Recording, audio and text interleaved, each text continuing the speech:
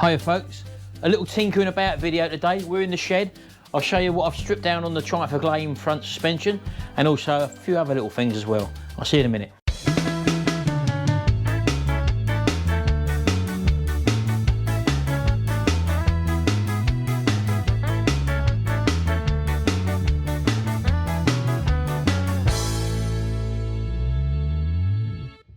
Right, well, I've been stripping down the stuff on the Triumph Acclaim. I've still got Sharon's lawnmower to finish off, as you probably know. But first of all, I'd just like to say thanks to a couple of my subscribers.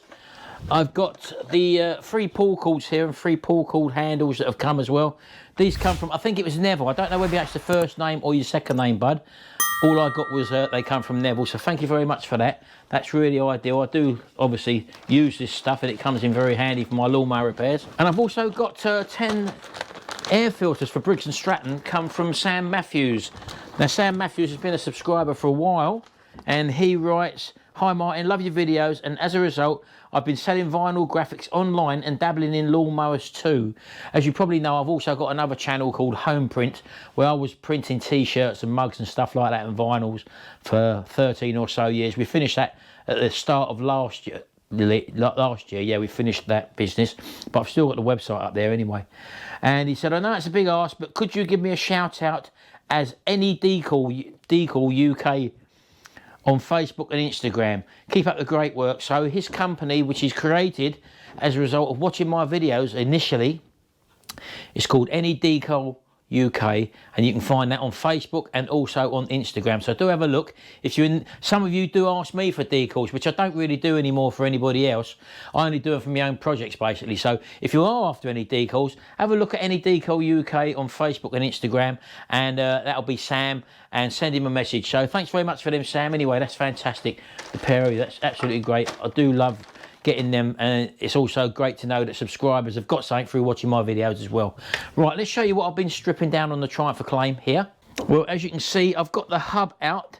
A lot of you did say that the play in the bearings might have been because it wasn't clamped, and you will, with this style of bearing, you probably get a little bit of play until it locks up. You probably are right, to be honest with you, but I've bought new bearings anyway, so that's the old bearings there, as you can see.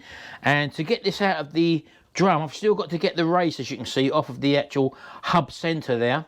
I'm going to probably have to end up putting the grind in the slot in that and then just spreading it, because that's on there really, really tight and my puller won't go on there. I'm very limited with presses and stuff like that I haven't got, but to get this race out, this tool was a godsend. It come out so easy, and all I done was literally, because that was sort of stuck in there, as you probably know, from the other side, I hit it on there and a few brr, brr on the air hammer, and it come out no problem whatsoever.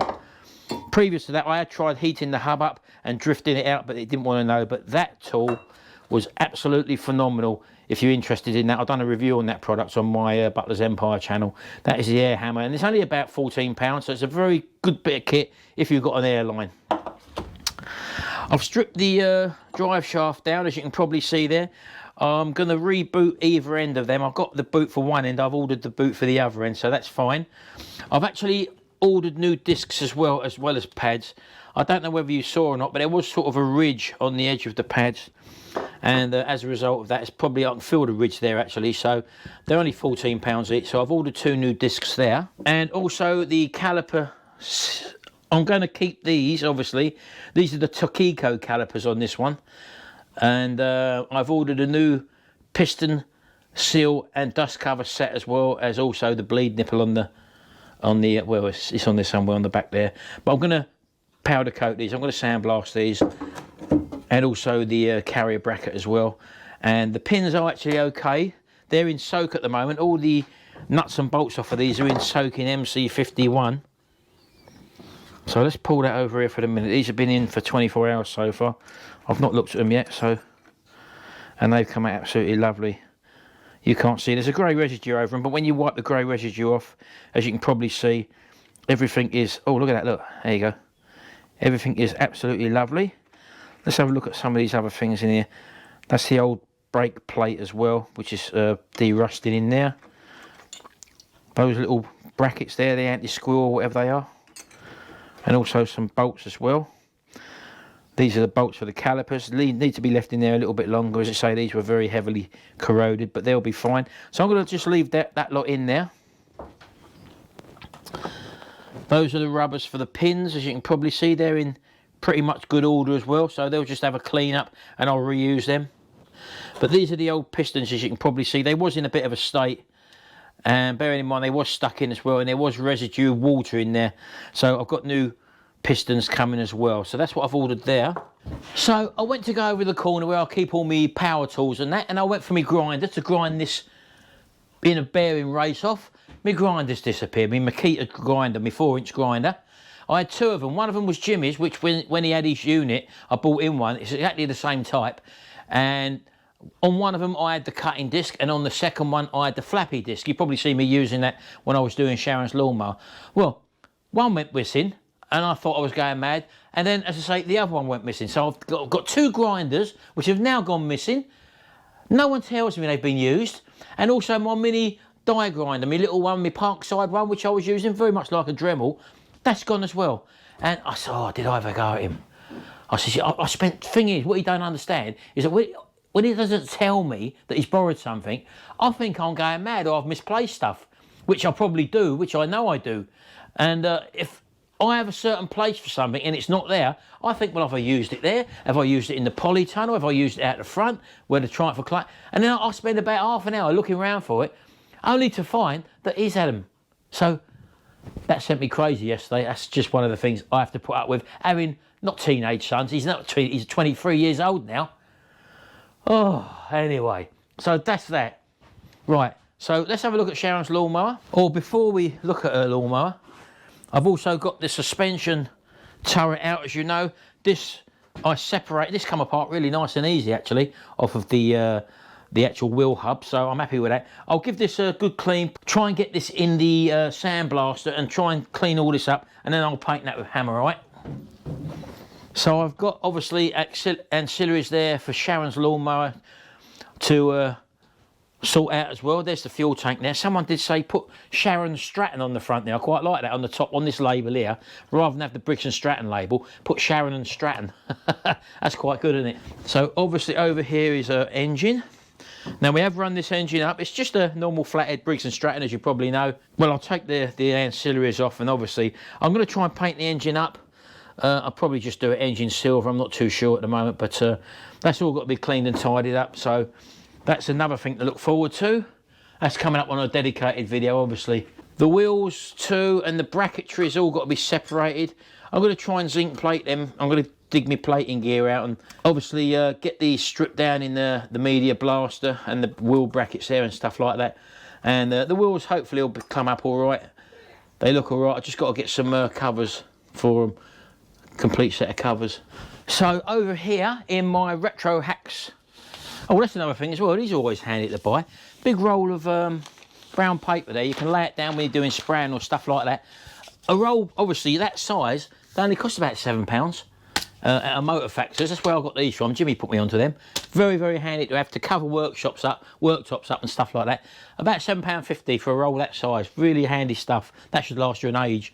Let's put that over there.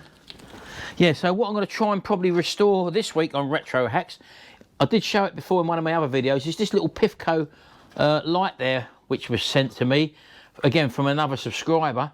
It's in a bit of a state, but I'm going to try and resurrect it. It's got screws missing out of it, and it's got a big rust hole, as you can probably see in the side there. And obviously that clips onto your handlebars. It's got a little clip on it as well. I may obviously replace the flex. I'm not too sure yet whether I'll keep this as original as I can, but the thing inside is in a right state there, as you can probably see, and there's rust in this little horn section there, but I think you can prise this apart, and I may be able to look inside there, but the brackets again is all terrible in there, but I'm gonna have a go at doing that anyway. So keep an eye out for that one on my Retro Hacks channel. That might come out this week, or maybe if it takes longer for me to do, I'm going to obviously save it for next week, but I'm going to make a start on that now anyway. So that's another thing I'm doing there now. And there's my old fuel can there. That's another one which is very nicely done. And someone did quite mention that Valor, the Pratt's ones, had the indentation on them. Someone might have put the wrong cap on there, so that might not be a Pratt's cap, but it has got the WD on it. And a lot of people said WD 1937, which was the date there, where the war didn't start till 1939 to 1945 or whatever it was. So someone says, oh, that WD don't stand. Well, it does, because obviously there was a First World War, and they obviously still make stuff under the War Department sort of thing. So there you go. So that's the old Pratt's can there. So I'm going to have to start digging out the other bits, like the lights and all that, for the Triumph Acclaim. So I'll be doing that in the very near future. Where are they all? I think that's the trotter van over there. Is that the Triumph Acclaim over there? I know I've got them all in an order somewhere. I've just got to remember where I've put everything. I know it was all in order. I think the Triumph Acclaim stuff might be down here. But I will start digging it out now, and obviously we're going to need to put all them things back in. We're very near now on the Triumph Acclaim, to be honest with you. And I've just got to do, as you know, the other side. I'm going to clear it all out within the next few days. So expect a video on that as well. Anyway, let me carry on, and I'll see you a little bit later on. Okay then, another day, another dollar, so to speak. I've got my grinder back. Jimmy brought one of them back. He swears he doesn't know where the other two are, but what can I do? Anyway, I'm going to cut this race off now on the axle hub there. So I'm just going to grind somewhere down there, put an angled cut in it, and hopefully I can then just pull this off. I've just sandblasted the caliper there, as you can probably see. There is a Tokiko one on this, and they come up very nice indeed. So I'm happy with that. And also the carrier as well. So they're going to be powder coated very shortly. So let me get my goggles on and my mask and whatever, and I'll cut this off.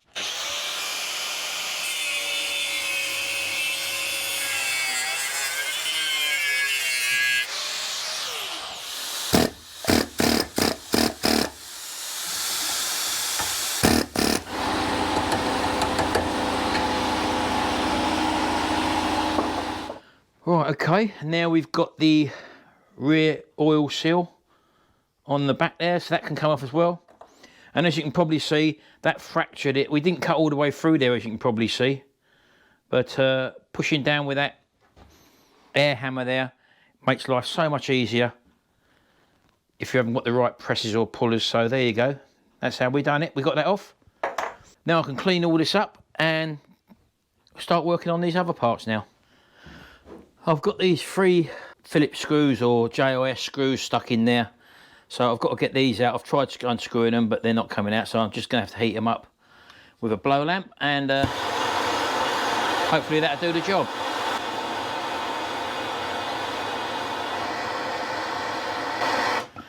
Right, this is a JIS screwdriver, and that goes nicely in the slot. Just a few light taps, and hopefully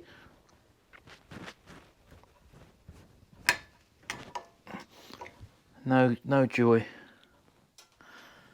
Oh, and it's actually broke the edge of my screwdriver, look. Oh, did you believe it? When you get stubborn nuts like this, cheap screwdrivers aren't much cop. Someone did put me onto some Wassel, or VASSEL, I think the name is, screwdrivers, and they're ones you can hammer, and they've actually got a little twist action as well. But they're very, very dear, but no doubt they're very, very good as well. So I'll probably end up getting some of them. If you're doing with stubborn nuts like this, that's the sort of thing you can come up against when you're using cheap tools. Right, let's try and heat that up again.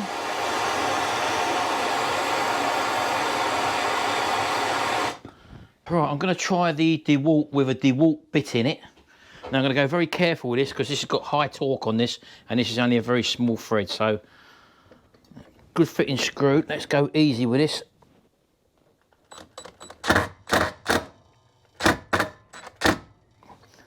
Nope. Nope, again, way too tight. Let's try this one. Oh, we got that one. Right, we got that one. Let's try this one. No, that's just span that head round. So I'm going to have to cut these off. I don't think I'll be able to get mole grips on there and turn them, because it'll probably snap anyway. So that's ultra tight. So I'm going to probably end up cutting them ones off and then drilling and re-drilling and tapping them out. So that's what I'm going to do now.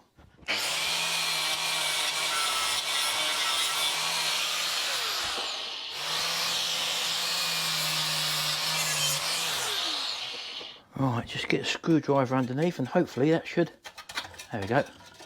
The only one we got left in is that one we undone earlier on. We retained that one, so let's just get that one out. There we go. And there we go. Off. So all I've got to do is drill them two out there and we're back to normal. And I can try and do something with this. There's not a lot I'm going to be able to do there. It's a bit rotten and corroded there. I will sandblast it and just give it a paint, straighten it out a bit, you know. There we go. That's the hub ready. That can be cleaned and sandblasted. Right, okay, that's that. So as you can probably see there, having the right tools or decent tools really does make a difference if you're doing this sort of refurbishment stuff.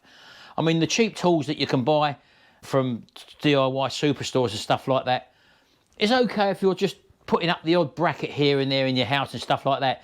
But when you're dealing with mechanical engineering, stuff where things get rusted together, you really need good quality tools, and that's prevalent here. Definitely showing you this sort of thing that can happen, and also knowing how to get over a problem if we couldn't get the screws out.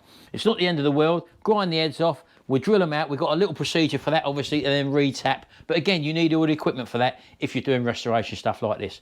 Right, I started drilling down into the centre of the bolt there, as you can probably see. Took out quite a bit of meat. And sometimes, if you're lucky, you can just give them bolts a little bit of a nudge with a screwdriver if you've got enough sticking up. And hopefully, there we go. That's unscrewing. Normally when you grind the heads off, it normally leaves the rest of the bolt hopefully intact and loose. So maybe if I can just sort of wiggle it about a little bit.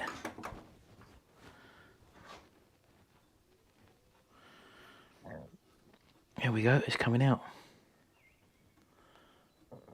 So although I started to drill them, I see the bolt move and was able to, as you can see, look, it's coming out, look. Here we go, it's out. So I've not damaged the thread. I don't need to re-tap it. Just with a little bit of perseverance. I could have squirted that and heated it up again, but I did see it move, and I thought I'd quickly get the camera back on just to show you that sometimes it's all right. So I've actually preserved all the 3 fixing bolts now. As you can see, I've started to drill that one out as well, and that exactly the same happened. It loosened off nicely. So there you go. I'll now clean that part, and then we'll sandblast it. Just as I've done with these now, as you can see. And with these, but I think what I'll do, I'll just put a bit of that heat treatable filler on there, just to tidy them up a little bit, and then I won't mess about. I'll powder coat these. That should make it look better, shouldn't it? Right, okay then, so there you go. I think I'll leave this video here for the moment because it isn't a Triumph Acclaim video, and you'll see me powder coat these when I've done the next Triumph Acclaim video, and I'm waiting for the bits to come now, obviously, to put this lot back together. Hello, baby. Look who's just turned up, baby. Come inside. What you got there for me? Oh, I know what they are. Oh, that we can't open yet because that's part of Gary's birthday present, Sharon. Oh, Gary. Yeah? Anyway, I'm going to finish the video now. I will get back onto your lawnmower very soon, baby. So don't worry about it. What did I say to you? Hello. Don't do dirty work in that I've not t-shirt. been doing dirty work, Sharon. What's this? What? Dirty work.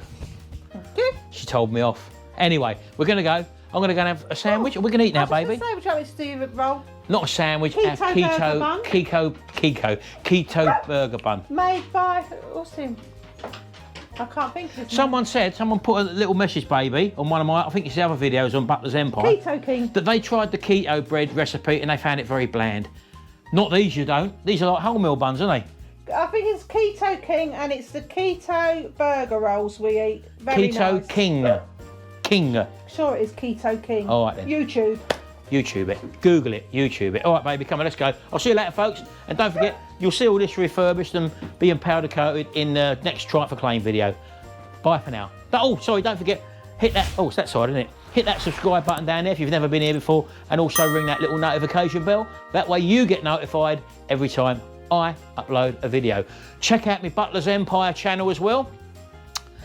You might enjoy that. You get some behind the scenes stuff in that. So anyway, thanks very much. Got to go. I'm a little bit peckish, and we're going to have one of our little rolls. See you later, folks. Bye for now.